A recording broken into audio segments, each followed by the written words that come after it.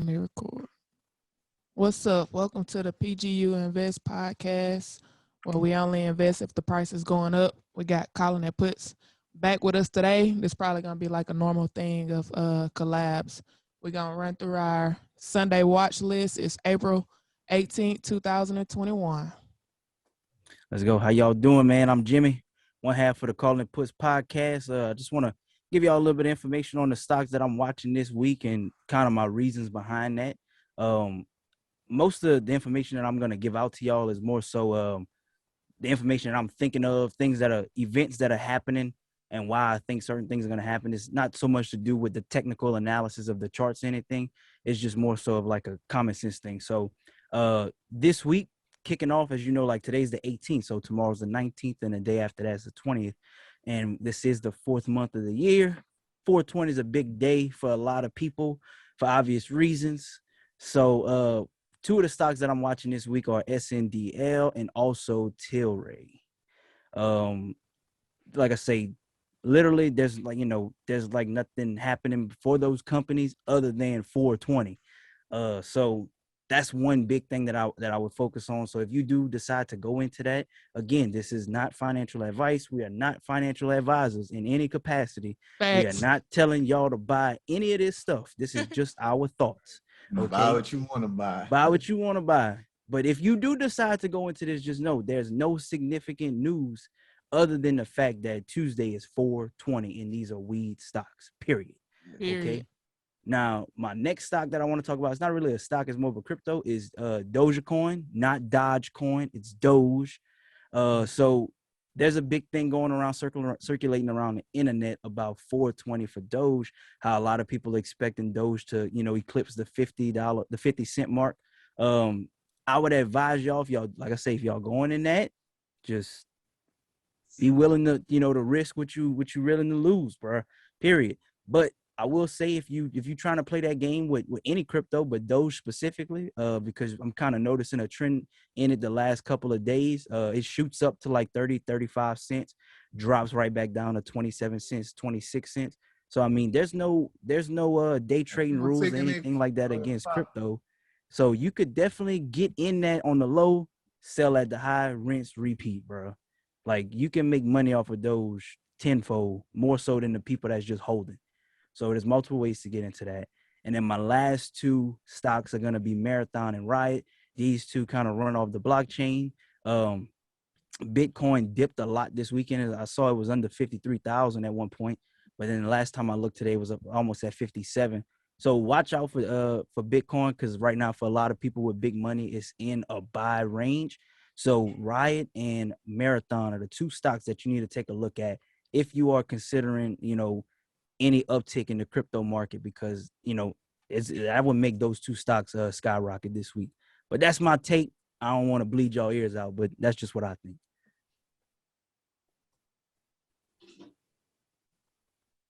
All right, Brent, we're gonna let you roll with it. All right, I'll take it. I have about 5, but I'm gonna give y'all 2 for time purposes. And like Jimmy said, he won't give you his based off news. I'm gonna just give you mine off what my charts say. So I got Tesla and Amazon. I just like playing their volatility. Only thing about Tesla today, they had a news come out in I think in Austin or in Texas somewhere.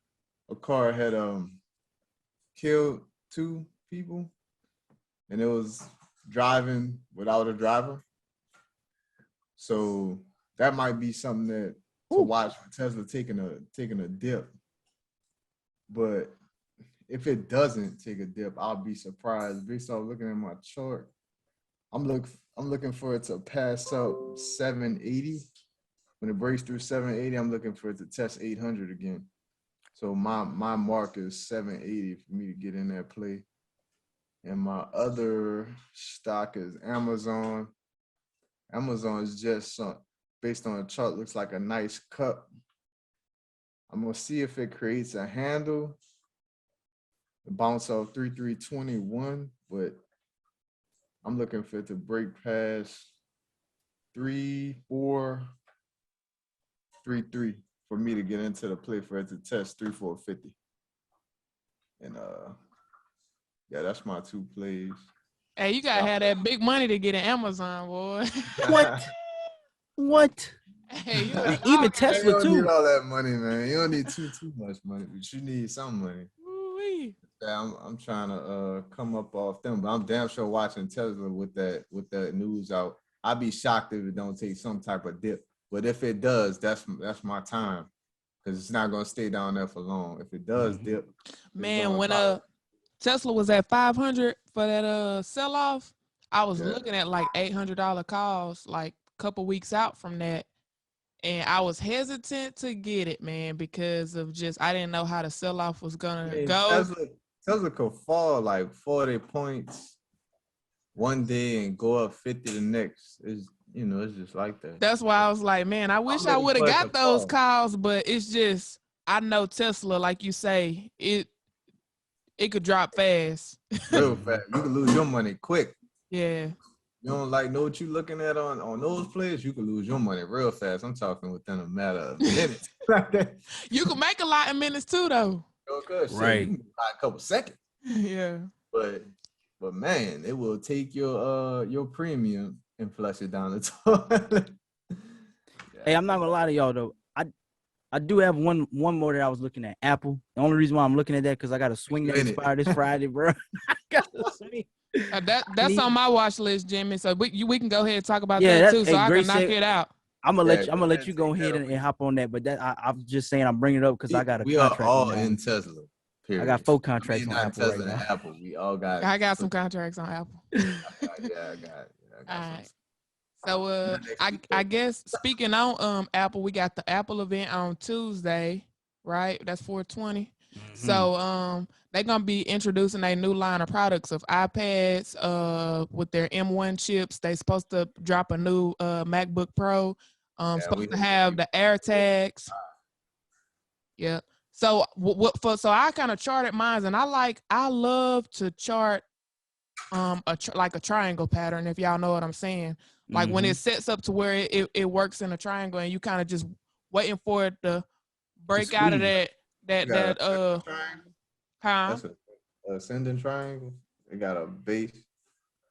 Oh yeah, you can see it. I put it on my page. So like a ascending triangle. Yeah.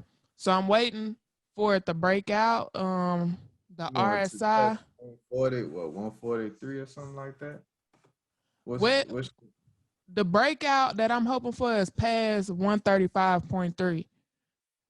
So that's when I'm really, really, really got my eye on it, because that's when it's gonna break out of the triangle. And then if it brings volume, I don't expect it to go far, because Apple has been, like, before the sell-off, it was lingering around like 145 and stuff earlier in the year. And the weakest tech stock all year.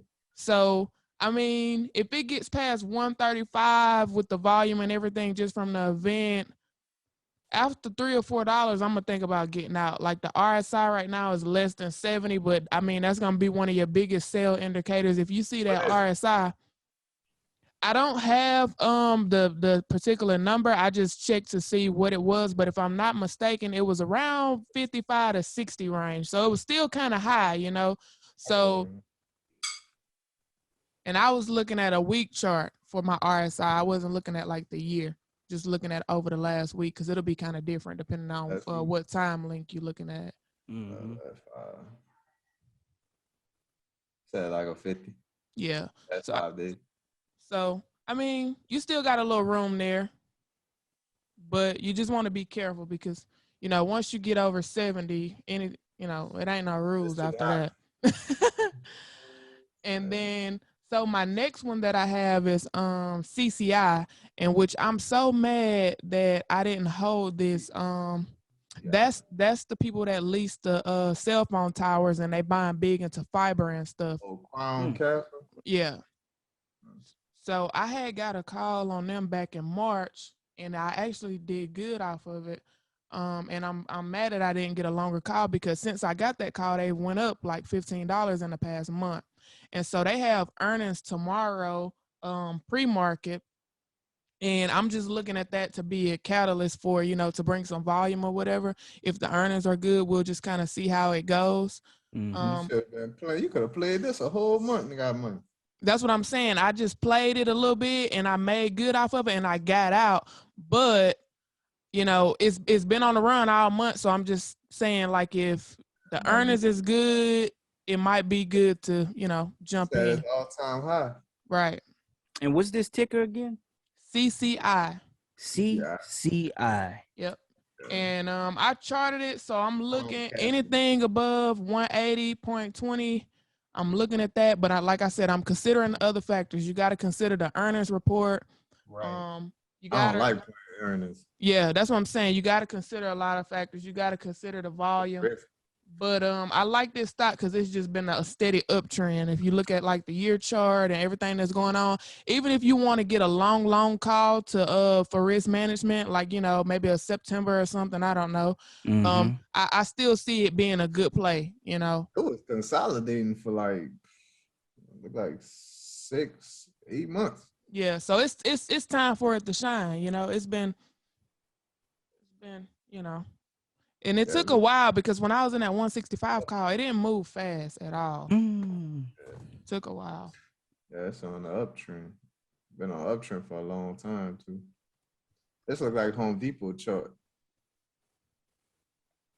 Home Depot chart, man. Home Depot been on uptrend since beginning of March. God.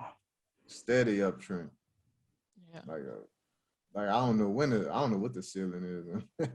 Yeah, that's what I'm saying. What the analysts think, bro. Like when they break above like the high I got posted, I look at what those analysts say on Seeking Alpha or tip ranks, because at that point I have no idea what it could hit or what it can't, like what it should be hitting or what number I should be looking for, really. Because they the ones got all that inside info, not me. I mean, I'm just looking at the chart, and once it go past that high, I'm looking like, all right, what is going to hit? It's just like NVIDIA. NVIDIA got like a price target of like 800, so I'm looking at that next week too. Okay. The next one I got on is Netflix. So that was the next one on mine. They got earnings on Tuesday too. Yep, and Netflix. It's a big concern right now with the pandemic calming down and stuff. I was reading like some analysts saying like it's a major concern that the users are gonna decline and everything. But I don't with them having earnings and stuff, I don't see that being a big concern, especially like with the earnings report that's coming out. I think they're gonna have a pretty good earnings report maybe, but we'll see. I think it was at 546. I'm not jumping in right now. I want to see it break out of my triangle at above 550. And like my level of resistance that I have, my first one would be 553 and then 555.81. Now, if it breaks that 555.81 for me, I'm looking for it to return back to like the 559 level. But this an expensive call, you know, if you're doing calls on it. So yeah, all the like mega cap companies, the calls are so expensive. I wanted to play NVIDIA for so long, but I was like, man, them calls like 2-3. But really, that's really that really be what a good money at, you know, because it's like if you can afford a longer call, you know you're gonna make you're gonna make your money off of it. It just takes time. You gotta buy time. I paid a lot for them calls I got for Apple. I'm looking for them things to come back. Yeah, hopefully. I hope it come back to Apple. Got me all year long. I don't know. Apple got you waiting all year long, bro. Man, it started profiting in a couple of months. I'm gonna get off. I ain't waiting. Yeah, I'm hoping I can get back. Kill you. I'm good. I'm hoping I can get back to break even this week, bro. Whew. I'm hoping I can get about 1,300 to 2,000 off them calls. If it hit 200 by July, I'm getting off them things. Yeah, and just take my money and buy some shares. I'm gonna buy some shares of Palantir. Palantir look like it's at bottom. That's my people, boy. Yeah, I like them too. Right. Once they break past $20, hit like $19, I'm trying to grab me some shares of that. My last call that I got is Coke. And like I looked at Coke, they last 4 earnings, They have beat all the expectations the last 4 times they gave earnings. And so Coke was pretty good before the pandemic came. They was at about $60 range. I don't expect Coke is not a fast mover. It's not a stock that's gonna fly. So if I enter this call above 53.75, I'm definitely buying some time on it. I'm not getting too far out of my strike price. I'm gonna stay kind of close to it. But I do see Coke returning back to that $60 range if they looking good tomorrow. Tomorrow might not be like the catalyst for it to just fly this week. But they have been, steadily progressing back from their fall after the pandemic first, came out and made the market crash last March. Pepsi got a nice chart too. If you look at Pepsi. Yeah, I'm gonna have to check them out. I ain't looked at them. It's weird how like all the beverages and things and like commodities and retail, when they charts be looking alike. It's crazy. Like Target, I think 1 week Target was going up. Costco chart looked the same. It was crazy. I was like, look at this. Hey, what's some advice y'all want to give everybody trading this week? Like, what's one thing you kind of want to just emphasize to help somebody out? They're trying to trade this week. Don't just trade to trade. If you itching to buy something, don't buy no call that's gonna drain your pocket. Like you're gonna get a call, don't get an expensive one. It's like $1,000. Get something that's like at least, I'm gonna say cheap, $150 or something. Don't break your pockets trying to chase something you see trending on Twitter. Mm-hmm. Like that ain't what's up. That ain't good investment strategy at all. Like to chase the hype. If you're not on a hype train while it's being hyped up, don't chase it. I know a lot of people bought CCIV Lucid Motors when it was going. I got in Lucid Motors at like $20. That sucker was running up. I was like, cool, because I won't be heavily invested in them, so I wasn't really too worried about it. But I got in at cheap price. I know a bunch of people was getting in at $50, $40. Man, no. Because once the merger happened, once the SPAC deal happened, everybody sold off and it was right back down. It's down now, it's like $20-something. Mm-hmm. And I'm looking to get more. So. Speaking on that too, another merger that I've been waiting to happen to freaking ET Energy Transfer. They valued most people been valuing them at about $18, and wow. They're a real slow mover though. They don't go far fast, but slow movers. You ain't looking at for option play. You looking at you gotta hold. You gotta have at least a year or two options on those. But I'm steady watching because when that merger happens, I want to see if that's gonna be a catalyst to give it a little run. So that's one that's not on my watch list this week. Just one that's on my watch list all the time, kind of. It felt like when like what I noticed. So like the slogan is buy the hype, sell the news, right? So like when they merge, it's gonna tank. Before they merge, like based off pure hype, like nobody really knows what these people are doing behind the scenes. Like with CCIV, that was hype for months. I only jumped on it because I saw a Lucid commercial. I was like, man, what that car is. You know what I mean? I looked it up, and then everything I saw SPAC. I didn't know what SPAC was. It's not a special acquisition company, and special purpose acquisition company. And I was like, what is this SPAC? Like, what is SPAC? Like SPAC or whatever. Like, and then I Google, YouTube, what that was, and I was like, okay, big money trying to buy in, and then all of a sudden the price started shooting up. The closer the deal was, everybody started buying and then what? Sell off.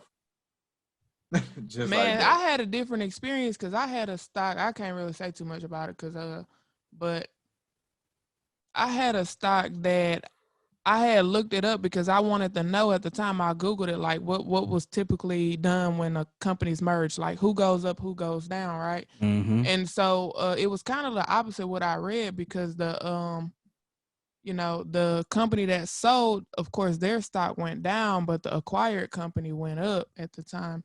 And I was thinking about buying call options on it, but I didn't because I was unsure. So I just kind of watched it and I was like, damn, it fucking flew after that. And I wish I would have got in, but I don't want to say nothing because I don't want nobody to think I'm on some insider trader type of stuff. So we on the internet now. Like, it's just some information that I knew, not like I knew the CEO or nothing, but I'm just not even going to say it because you never know with this freaking internet stuff. You know, I ain't trying to get involved in all of that, but,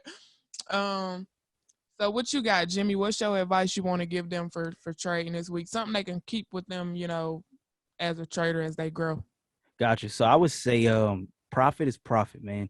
If you in the green, if you up, you know, just have like a price target. I try to get anywhere from 10 to 15% on each trade. You know, so if you see green, I don't care if it's $2, $12, $25, $35. Take it. Live to fight another day, because that's, you know, that's a percentage of money you didn't have before you made that trade. Facts. So you just got to, you got to put your trading in perspective, because it's easy to get burnt. It's hard to make money. Easy to get burnt, hard to make money, bro. Come on. Clap quick. You going to get clapped quick out here, boy. So I guess you ain't going to last. Mine's will be kind of like on the lines of what y'all saying. My thing is discipline and take your emotions out of the trade. You know, everybody gonna have their own strategy of how they want to trade. Some people like to aim for 30% profit, some 10 to 15. Whatever you set, whatever strategy you set for yourself, practice discipline. And, you know, sometimes even if things on the up and up, you know, sometimes I'm learning just leave the money on the table and practice discipline. You know, get yourself in the rhythm of, you know, being a disciplined trader. Take the emotion out of trades too, because I think sometimes I like a stock so much and you liking it don't have nothing to do with, you know, what it's going to do as far as making money. So I say just take your emotions out of it and practice discipline. Prime example, me with my 140 Apple calls. I got 4 of them. We all, that's what I'm saying. I done dealing with Apple, not the only one. I done had a lot of relationships in the stock market that I should have let go. Tell them about the gun line, Bo. Shoot. Tell them about the gun line, Bo. B-Fly killed me. Apple been killing me. I had a couple that I just get attached to like that. You know, and it's good to have stocks that you like. I like Facebook too, but yeah, I'm more careful with Facebook than I am Apple. Apple, I just can't believe it's buy price with everything that's happened, all the news that's dropped. Right. It's just it don't go nowhere. I can't understand it. I think it's just gonna eventually start just trending upward. That's what I think gonna happen. Like, because everybody's saying it. Like, what the hell is Apple doing? Because it's hella underpriced. Oh my God. Every ETF you look at, Apple is the top thing they own. Like, it's crazy. All right. Apple did a split, didn't they? They had a Apple split before. last year. Mm-hmm. Yeah, they split. Yeah. They split, baby. Johnny Manziel, baby. Johnny Manziel, huh? Yeah, boy, when they split, that's when I knew the game changed. I didn't even know that. Like I told you, I didn't know what that shit was. Right. Wow. When they split, though, I saw them numbers start flicking up. Like, up. Like, AG, I'm telling you, 8,700. That was the highest number I remember seeing. It might have went higher than that. Sure. I feel like Apple played me for a fool, though, bro, because 2 weeks ago, Apple was like 118, 121.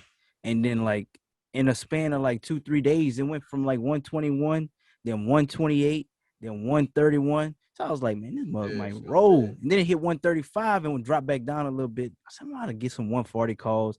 I got 2 weeks till it expire. I should be good. That's because the sellers got their price off that split. When that sucker split, everybody start buying it up and they looking for a sell price. That's probably the sell target, 135, 130 something. Because it hit 145 at one point. And obviously that was a price that they like to sell at. So another thing too I want to say about the market this week before we jump off of here is with crypto how it is, that could have a heavy effect on the market. If Doge go to flying again, a lot of people are gonna be selling off. They're gonna be trying to jump in. Like Brendan said, I've been in Doge when it was super cheap. So like, yeah, I'm up good on it, but at the end of the day, like I'm only gonna lose just a couple $100 that I invested with the mindset of it was gonna be gone anyway. So I'll say that, I mean, right now if it hit 50 cents or something, just wait on the dip. Like it's all crypto falls. If you look at Bitcoin, it went up to 20,000, it fell back to 6. It went up to, it's a constant trend with crypto. Yeah, they're gonna keep flying. A lot of people should have bought Bitcoin when it dropped from 20 to 6,000 or whatever. But instead of getting in at 20 and watching it fall to 6, just wait for the next opportunity, because you're gonna have another one if you want to jump in. I tell you what, though, one thing that I realized over the weekend and probably the last couple of days, just watching Doge, creep up in the price. So like, people want to get into day trading, or, they all want to trade options, but you really don't have to trade options if you want to day trade. Like, you could really watch the charts on these cryptos, because there's no minimum. A lot of people trade crypto. There's no maximum.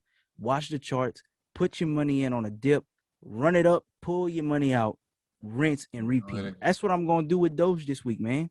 Yeah. That's what I'm doing with Doge this week. I'm like, if I'm going to lose money on options, I could at least look at this Doge, buy when it's 27, 26 cents, watch it run up to 38 cents, sell the shit out of it, rinse and repeat.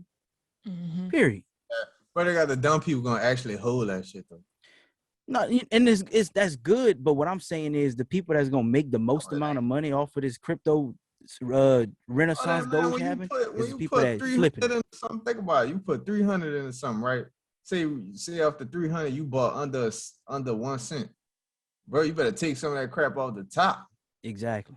Why do you think I don't have my 35,000 shares of Dogecoin no more? Because when it ran up to 10 cents, I sold 98% of that shit.